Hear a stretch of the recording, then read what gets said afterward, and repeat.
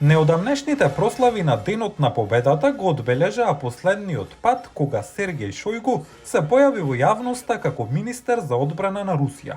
3 дена подоцна Владимир Путин го смени од функцијата и го замени со технократ, економист кој беше заменик министер на Путин и кој многумина го посочуваат како еден од архитектите на отпорот на руската економија кон западните санкции.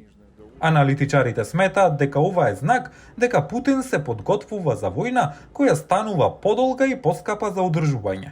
Рускиот лидер, некои велат, сака да ја постави својата војна на здрави финансиски основи на долги патеки. Сега кога Русија удобно се подготвува за оваа долга војна, тие сакаат да се уверат дека ќе биде прифатлива и затоа економист е најдобриот човек да го направи тоа. Американските власти проценуваат дека војната во Украина веќе ја чини Русија повеќе од 200 милиарди долари. Промените доаѓаат откако руските сили започнаа масовен нов напад во североисточниот регион Харков во Украина, каде рускиот притисок принудува повлекување на украинските трупи и евакуација на цивили. Офанзивата е уште еден знак дека Москва не се подготвува за мир.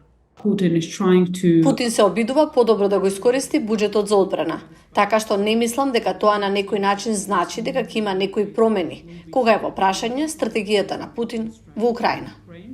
Путин што туку го започна новиот 6-годишен председателски мандат.